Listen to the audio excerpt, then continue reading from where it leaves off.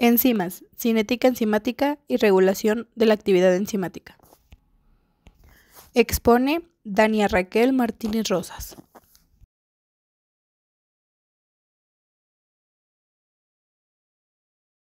Introducción. La cinética enzimática hace referencia a los aspectos cuantitativos de las reacciones catalizadas por enzimas, así como a los factores que los modulan. El mantenimiento del estado estacionario de un individuo y los procesos homeostáticos que lo condicionan se fundamentan en un adecuado equilibrio de las reacciones enzimáticas que controlan dichos procesos, lo cual depende también de los mecanismos que regulan la actividad enzimática, puesto que prácticamente todos los procesos fisiológicos están controlados por enzimas. Resulta esencial comprender la forma en que se lleva a cabo la cinética enzimática y cómo se controla la actividad de las enzimas. Esto permite entender no solo las interacciones metabólicas de un individuo en las distintas condiciones de reposo o de cambios fisiológicos, como el ayuno o el ejercicio, sino también sus alteraciones en situaciones patológicas, tales como la hipoglucemia, la acidosis y la alcalosis metabólicas, o la acción de agentes farmacológicos, entre otras. Además, precisamente por su universalidad en los distintos procesos que tienen lugar en el organismo, las enzimas, su cinética y los procesos implicados en su regulación constituyen una diana muy frecuente para la acción de fármacos dirigidos a minorar o curar numerosas enfermedades. A su vez, las características cinéticas de una enzima pueden llevar a entender los mecanismos de su acción catalítica, cambios de energía y constante de equilibrio de las reacciones. En cualquier reacción química, los compuestos iniciales, entre paréntesis sustratos, se transforman en otros, entre paréntesis productos, de una forma estequiométrica.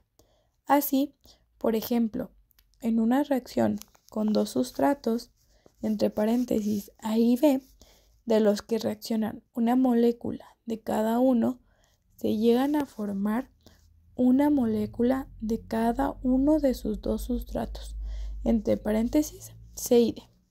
En la fórmula número 1 podemos ver que las flechas en direcciones opuestas indican la reversibilidad de la reacción, lo cual es una característica intrínseca de cualquier reacción química. Realmente, esta reversibilidad puede hacer que los compuestos C y D que se han formado se transformen en A y B, por lo que podrían actuar como sustratos de la reacción hacia la izquierda. De todas formas, por lo general, se suele utilizar el término productos de una reacción para aquellos compuestos cuya formación sea más favorable en la relación con la termodinámica.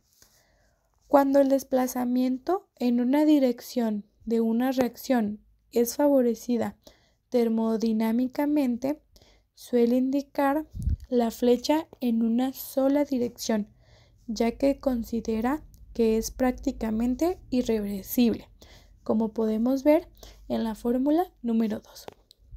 En una reacción química se puede calcular la denominada constante equilibrio, entre paréntesis K, que viene dada por el cociente de la multiplicación de las concentraciones de los productos de la reacción y la multiplicación de las concentraciones de los sustratos en equilibrio, así como lo podemos ver en la fórmula número 3. Y para la reacción A más A sería la fórmula que vemos número 4. La relación entre el cambio de energía libre de una reacción y su constante de equilibrio viene dada por la ecuación que vemos número 5. donde R es la constante de los gases y T la temperatura absoluta en grados Kelvin. Así podemos ver que el valor de AG se puede calcular de la ecuación número 5, conociendo las concentraciones de los productos y los sustratos en equilibrio. Todas estas fórmulas que vimos a continuación, que es la 1, la 2, la 3, la 4 y la 5, son necesarias para entender los cambios de energía y constante de equilibrio de las reacciones, siendo así que haya quedado entendido que A es un sustrato y B es un producto. También tenemos que entender que se pueden transformar a C y D. Todas estas fórmulas nos ayudan a llegar a una ecuación final, que es la que vemos número 5. Velocidad de una reacción. La cinética de las reacciones químicas implica la colisión entre las partículas. Ello se requiere para la aproximación de los reactantes o sustratos, la formación de los enlaces que se necesiten y la liberación de la adecuada energía cinética capaz de alcanzar el estado energético de transición. Todo ello implica que cualquier factor que incremente la frecuencia de las colisiones o la energía de las mismas entre los sustratos va a incrementar la velocidad de la reacción correspondiente. Un aumento de la temperatura supone un incremento de la energía cinética de las moléculas que van a reaccionar. Ello implica un incremento de su motilidad, lo cual conlleva una mayor frecuencia de colisión. De igual forma, la frecuencia de las colisiones se cuadruplicará si la concentración de las dos moléculas se duplica. Así, el número de colisiones de un producto y consecuentemente la velocidad a la que éste se forma es directamente la proporcional a la concentración de los primeros. Esta concentración normalmente se expresa en molaridad, de forma que, como lo podemos ver en la fórmula número 1, donde el signo infinito indica la proporcionalidad. Y para el caso de una reacción en la que un número de moléculas de A sea el doble, lo podemos ver en la fórmula número 2. En la fórmula número 3 podemos ver donde la velocidad será proporcional.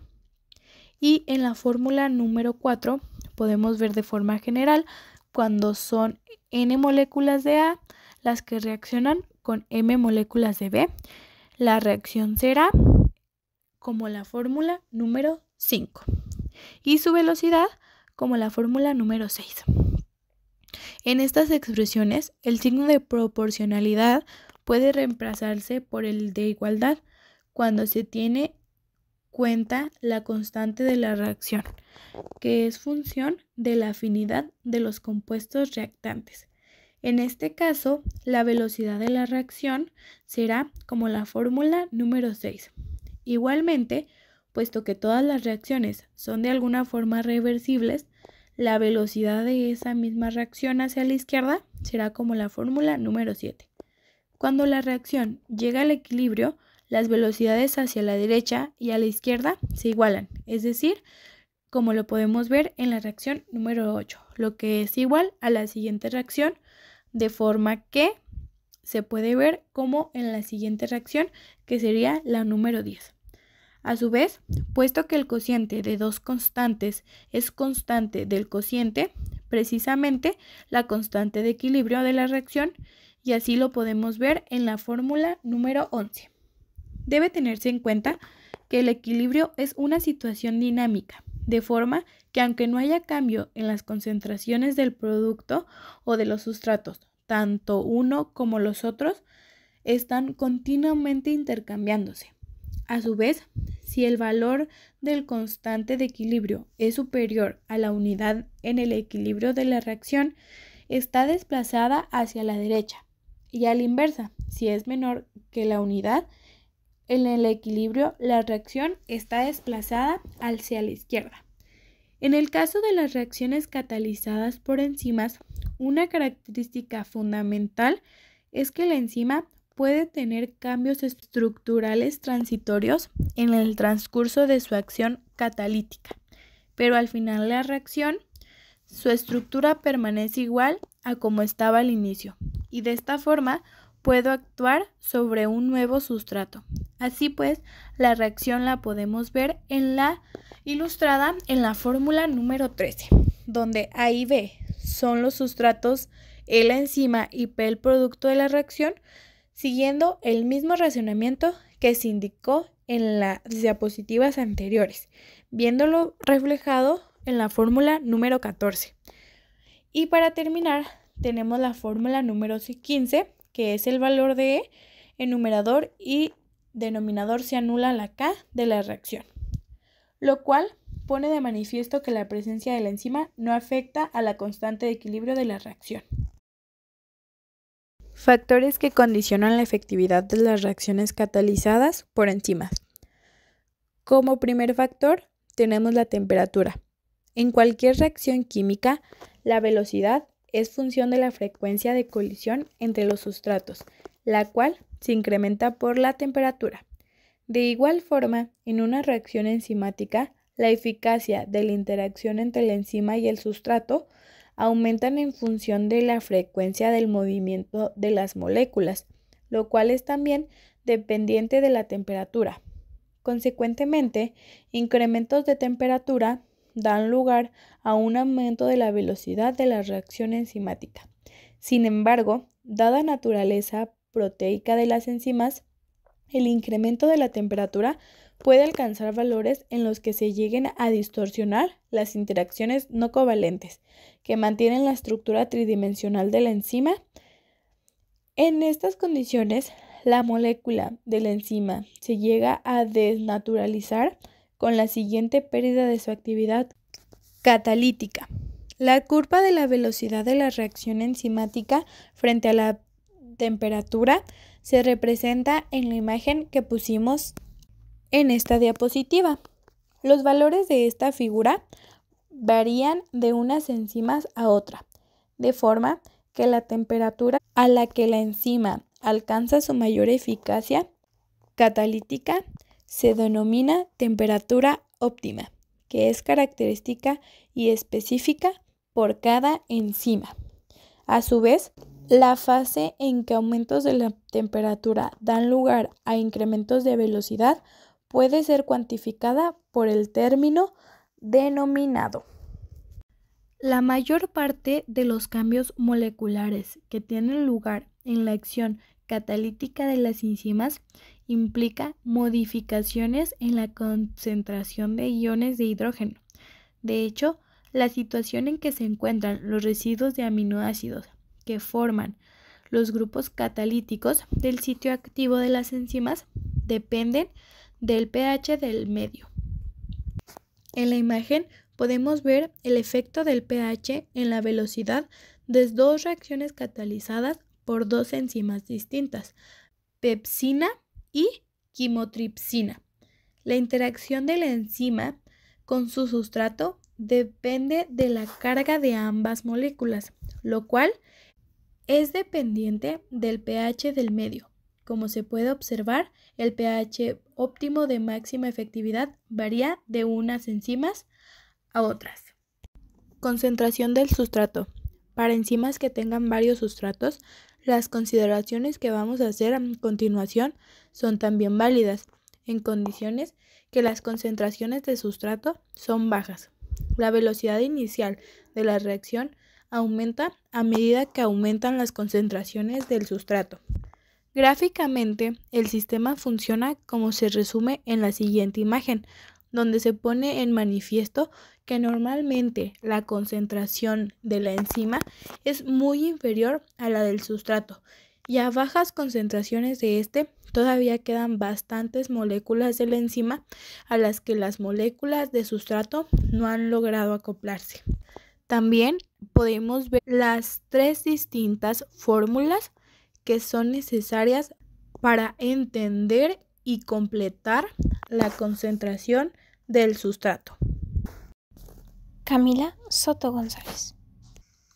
En estas condiciones de saturación de la enzima, depende exclusivamente la rapidez con que se forma el producto y se disocia de la enzima, acoplándose a ella una nueva molécula de sustrato. En la imagen que se muestra podemos ver el efecto de la concentración del sustrato sobre la velocidad inicial de una reacción catalizada por una enzima. Este acoplamiento va aumentando a medida que se incrementa la concentración del sustrato, pero llega un punto en que todas las moléculas de la enzima están ocupadas por moléculas de sustrato, por lo que la velocidad de la reacción alcanza su valor más alto. En estas condiciones de saturación de la enzima, depende exclusivamente de la rapidez con que se forma el producto y se disocia de la enzima, acoplándose a ella una nueva molécula de sustrato. En la siguiente imagen podemos observar la representación de la variación de concentraciones de sustrato, S, enzima total, ET, enzima libre, E, enzima unida al sustrato, ES, y del producto, P, en el transcurso de una reacción enzimática. En el siguiente formulario podemos ver todo el proceso que se tiene que llevar a cabo sabiendo que E es enzima libre, S sustrato, ET enzima total, ES enzima unida al sustrato, P producto. Estas fórmulas son básicas para la ecuación Michaelis-Menten. Aquí podemos ver en orden cómo se llevan a cabo las fórmulas y cómo se llega a la fórmula final. En las últimas 3 fórmulas podemos ver cómo se hace la ecuación si se considera que la concentración del sustrato es muy alta, cuando la concentración del sustrato es igual, cuando la concentración del sustrato es muy baja. En la práctica, cuando se realiza un estudio de la cinética de una enzima, dibujando la relación entre la velocidad inicial frente a distintas concentraciones de sustrato para cuantificar las 2 constantes que identifican a la enzima, con frecuencia resulta que las concentraciones de sustrato que se requieren para alcanzar la velocidad máxima son exageradamente altas. En algunos casos, incluso se alcanzan valores de concentración de sustrato en los que se superan su propia solubilidad en el medio. Este problema se ha resuelto o reordenado la ecuación de la forma que se transforme en una representación lineal. Nos muestra también las ecuaciones y en la imagen podemos ver representación de los dobles inversos de Lineweaver-Burke de la cinética de una enzima.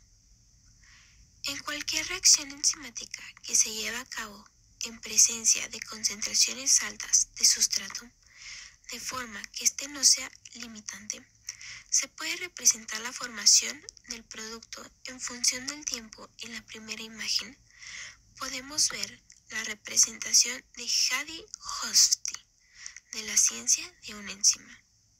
Y en la otra imagen podemos observar la desaparición del sustrato o formación del producto en una función del tiempo T, en una reacción enzimática de orden 0.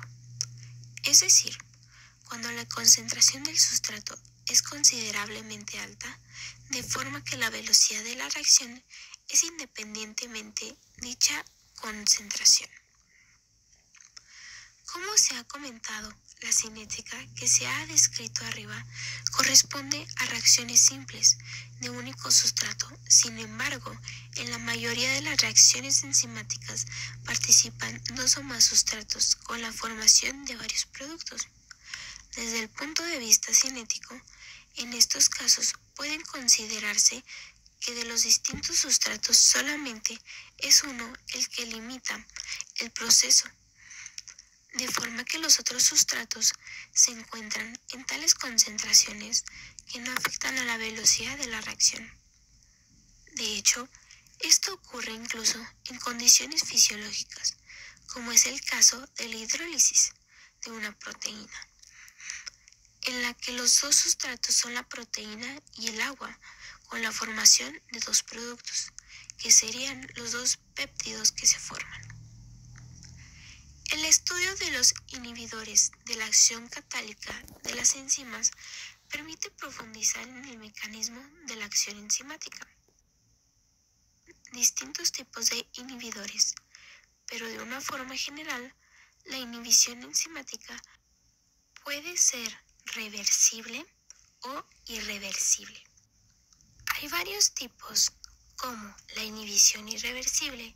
Dentro de la inhibición reversible, existen distintos mecanismos por los que el inhibidor reduce la actividad enzimática y su caracterización se realiza en función de la cinética de la reacción. También está la inhibición competitiva. La estructura de un inhibidor competitivo característico se asemeja a la del sustrato, de forma que tanto el inhibidor como el sustrato compiten para unirse al sitio activo de la enzima.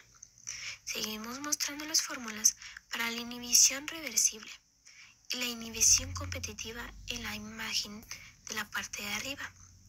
Podemos ver el ejemplo de una inhibición competitiva y el efecto de la presencia de un inhibidor competitivo en la cinética de una enzima. Diana Carolina Corrales Prado. En el caso de la inhibición no competitiva, la unión del inhibidor a la enzima no afecta a la unión del sustrato. También podemos ver fórmulas necesarias para este tipo de inhibición. En la imagen podemos ver la representación de las dobles inversos de Lineweaver-Burke y en la siguiente imagen de al lado, del lado derecho observamos un ejemplo, inhibición no competitiva. El inhibidor se une a la enzima en un sitio distinto al sitio activo de la enzima. La unión del inhibidor a la enzima no impide que el sustrato se pueda unir al sitio activo de la enzima, es decir, se puede formar un complejo ESI, pero dicho sitio se distorsiona, impidiendo la acción catalítica de la enzima. Esta acción, por tanto, tiene lugar únicamente cuando el sustrato se une a la enzima libre del inhibidor y, por último, en la imagen de en medio se representa gráficamente la representación directa de la velocidad inicial frente a las concentraciones de sustrato en presencia y en ausencia del inhibidor no competitivo. En la primera imagen podemos ver efecto de la presencia de un inhibidor no competitivo en la cinética de una enzima. En estas condiciones disminuye la Vmax porque la enzima resulta menos eficiente catalíticamente en presencia del inhibidor. Actúa como si hubiera menos moléculas de la enzima disponibles. Sin embargo, el valor de la Km se mantiene inalterado. Y en la otra observamos representación de las dobles inversos de Lineweaver-Burke de la cinética enzimática.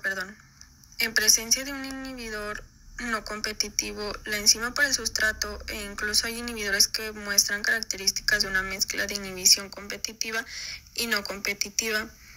En estos casos, las representaciones cinéticas son distintas a las aquí comentadas, pero se escapa del propósito de este capítulo al analizarlas. Cinética de enzimas alostéricas, cinética sigmoidea.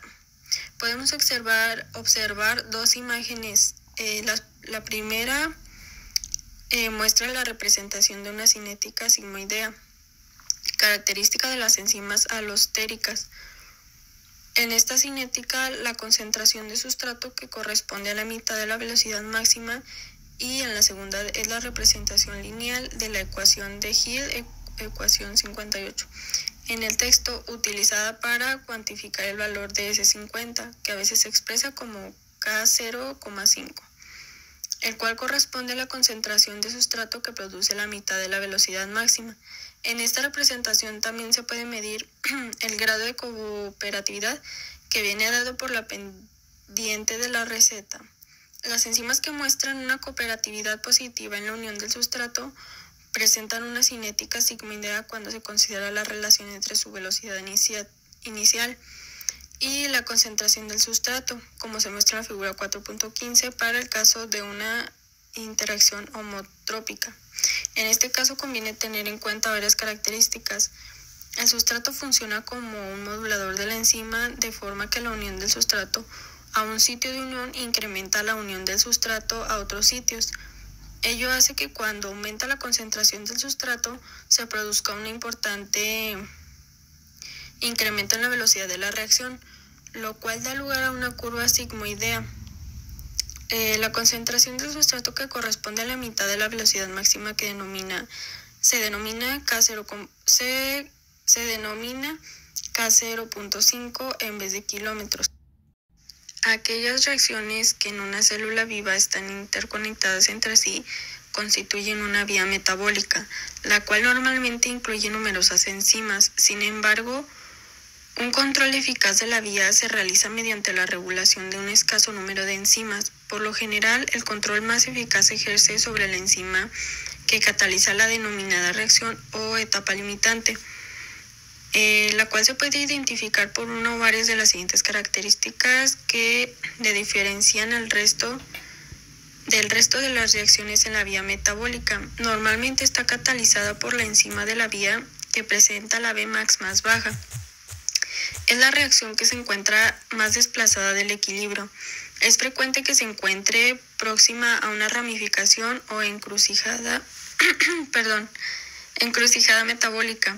En la primera imagen podemos observar cinética heterotrópica de una enzima alostérica y en la segunda regulación enzimática por cambio en la identidad de enzima, regulación a largo plazo, siendo este un esquema al respecto. En esta vemos la regulación de la actividad enzimática por efectores alostéricos, regulación no covalente y reversible, donde se muestra una imagen del esquema de la inhibición feedback. En ella, un aumento en la concentración del producto final de una vía metabólica. En este caso, el compuesto inhibe a una de las primeras enzimas de la vía que cataliza su reacción limitante, en este caso la enzima E1. También observamos la regulación de la actividad enzimática por modificaciones covalentes, donde tenemos la imagen de esquema de inhibición feedback múltiple, correspondiente a una vía metabólica ramificada. En este tipo de inhibición, los productos finales de la vía inhiben a distintas enzimas de la misma. Y por último, observamos dos imágenes. La primera representa ejemplo de proteólisis selectiva de una molécula de proenzima o simógeno. En este caso, el quimotripsinógeno, también denominado proquimotripsina, en su transformación a su forma activa. La A-quimotripsina y la otra esquema de la regulación de una enzima interconvertible. Esta mediante su modificación covalente a través de un proceso de fosforilación y desfosforilación en un residuo de serina, catalizada a su vez por la acción de una quinasa y una fosfata. Concluimos con que todas las reacciones catalizadas por enzimas pueden ser reversibles, pero el término de velocidad corresponde a su velocidad cuando aún no se ha formado un producto y por tanto la reacción transcurre a una sola dirección. Las enzimas alostéricas presentan una cinética sigmoidea y son moduladas por efectores positivos y negativos. La regulación enzimática puede realizarse bien por cambio en la cantidad de enzima o bien controlando su actividad sin modificar su concentración.